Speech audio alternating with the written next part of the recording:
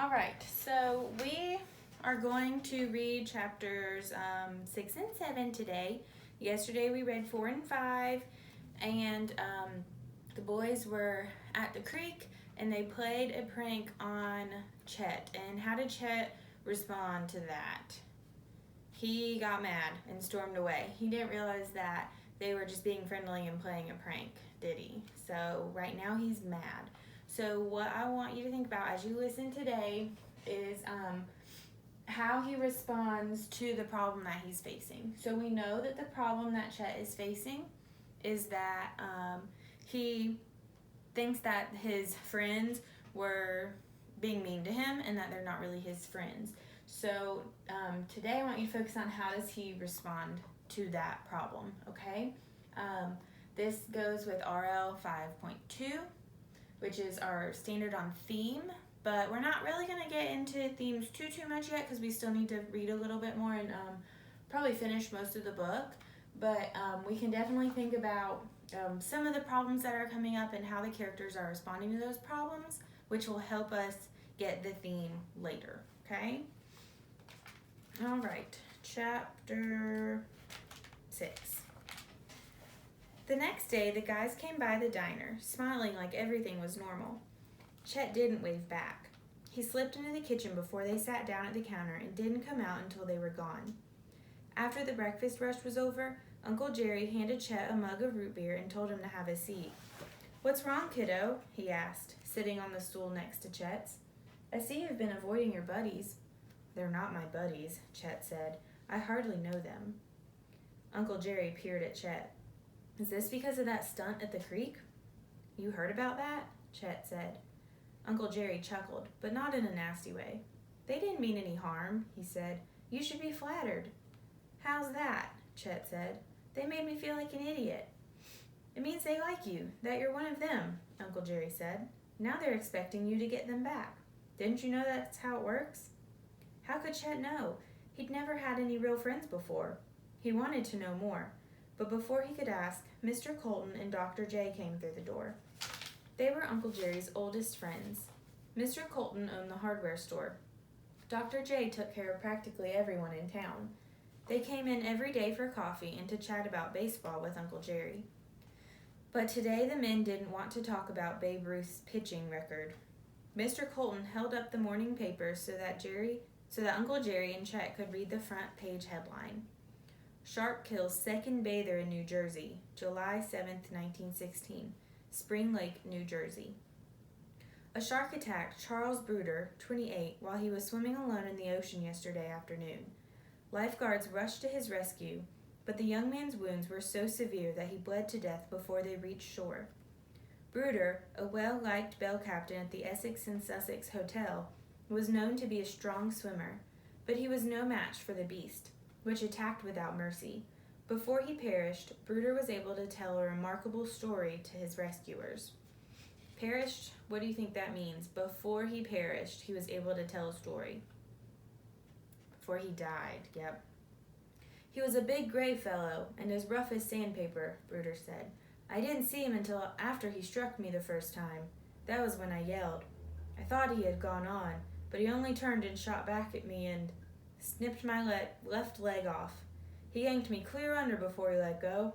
He came back at me, and he shook me like a terrier shakes a rat." Bruder tried to say more, but he became too weak. He died of massive blood loss and shock before lifeguards could get him back to shore. Officials are warning people not to swim alone. "I still don't believe it," said Uncle Jerry. "Someone is cooking up these stories to sell newspapers." "Could be," Mr. Colton said. "Folks are terrified, though. My wife's cousin lives out there, and she says nobody will go near the ocean. They have fishermen out with rifles shooting at anything that moves." "You know what this reminds me of?" Dr. J said. "The Creek Devil." "What's that?" Chet asked. Mr. Colton and Dr. J chuckled. Then Mr. Colton shifted his hefty body forward on the stool. He leaned closer to Chet. "Old-timers say there's a monster that lives down near the creek. He's covered with mud, eats snakes and bats, and makes a terrible hissing sound. Moans, too. Legend is that he comes out every decade and drags a kid back into the mud with him." "People believe that?" Chet said. Everyone in town knows the legend, Uncle Jerry said, but nobody really believes it. Except for Jerry here, Dr. J said, slapping Uncle Jerry on the shoulder. When we were little, he wouldn't go near that creek. Ah, Uncle Jerry said, waving his hand at Dr. J. I don't know what you're talking about. Doesn't someone need a wart removed or something? Was Uncle Jerry blushing? Imagine Uncle Jerry being afraid of a made-up monster. Chet smiled to himself. Maybe there was hope for him yet. Suddenly, Chet had an idea for the greatest prank ever. Folks would be talking about it for years, and then he'd be part of the gang for sure. Dewey, Monty, and Sid were going to come face to face with the Creek Devil. Uh-oh. So, what is Chet going to do to respond to his problem? Well, he's going to get revenge. He's going to prank them back. Let's see what happens. Chapter 7. At church on Sunday, Chet went out of his way to say hi to the guys. They seemed relieved that he wasn't mad anymore. And the truth was, he really wasn't, now that he understood how it was with pranks, and now that he had a genius plan for getting them back. Come swimming with us today, Sid called as he helped his mother into their buggy. We'll be there right after lunch. Sure, Chet called back. I'll meet you. Uncle Jerry patted him on the back. That's the way, kiddo, he said. There's no room in a small town for grudges. Chet was dying to tell Uncle Jerry about his idea, but Chet kept his mouth shut, worried that his uncle might tell someone and spoil the plan. He saw Minnie Martson as he was leaving the churchyard. She waved to him and smiled, like she wanted him to go up and talk to her. For months, last spring, Chet had prayed that Minnie would look in his direction, but now he didn't have time for girls, not even Minnie. He had to get to the creek before the guys. He waved to Minnie and headed home. Uncle Jerry was going to the diner to take care of some bookkeeping, and Chet headed home to change. He grabbed the bag he'd packed that morning. Inside was a bottle of ketchup, one of his old work boots, and the white cap he always wore at work. Everything he needed. He hurried to the creek, which was completely quiet, and went straight to work.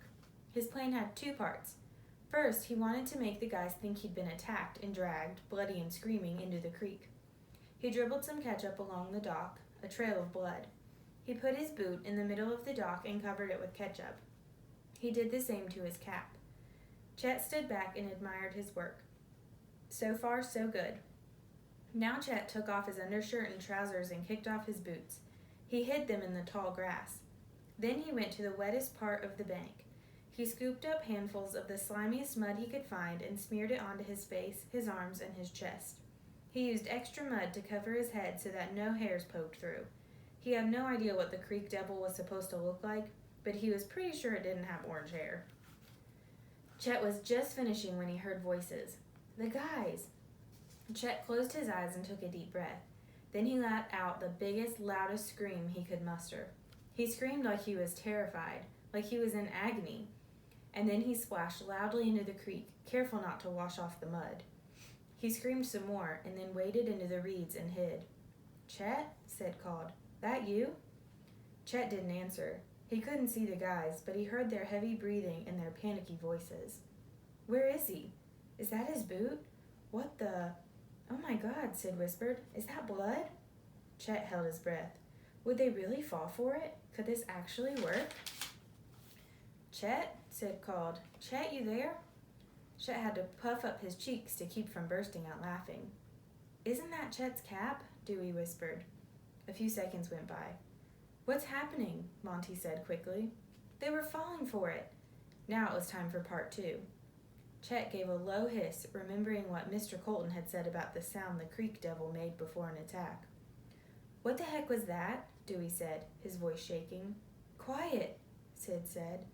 Should we go get someone? Dewey said. Hiss. Chet was impressed by how spooky he sounded. Next he started to moan, low at first, and then louder. He poked his head through the reeds. Not all the way through, just enough for the guys to catch a glimpse of a hideous head covered with black slime. The guys stared with bugged-out eyes and wide-open mouths. Ah! They screamed. Dewey went tearing away. Ah! Screamed Sid and Monty. They turned to run, and that's when Chet leaped out of the water. Got you! Chet shouted. Sid and Monty stopped short. Their faces were dead white. "I got you good." He waited for their terrified faces to meld into smiles, for them to laugh their heads off and tell Chet he was a genius. But they didn't. Sid stomped onto the dock. He leaned close to Chet, his face all twisted up and furious. His fists were clenched. Chet jumped back. Was Sid going to deck him? Monty pulled him away. "He's not worth it," he said. "You're an idiot," Sid growled. "We really thought something bad happened to you." "How could you think that would be funny?" Monty said. The words came at him hard and cold. Sid glared at him a few more seconds, and then they turned and walked away. Chet stood there in shock. His prank had worked better than he could have imagined, but it was all wrong, and here he was, covered with stinking mud, all alone. Oh no. His plan didn't work like he thought, did it? So, how did he respond to his problem? He decided to get revenge. Did it solve his problem? Nope. It made his problem even worse, didn't it? So, do you think he's going to learn a lesson from this? Probably, but we need to see what happens first because of it. So, as we read tomorrow and keep reading, we'll be able to figure out how all of this is resolved. Do you think that Chet's going to apologize? Do you think he's just going to get mad? Do you think they're going to become friends or never talk again? What do you think is going to happen? Make some prediction in that reader brain. And as we read, we'll figure out. And then we can use these questions. What problems are they facing? How are they responding to the problems? What lessons are they learning? And that'll help us determine a couple themes of the book. One theme that I know we'll definitely be able to come up with is around friendship, because all of this stuff is having to do with the friendships between the boys, right? So keep that in mind as we read as well. All right, I will see you tomorrow. Bye.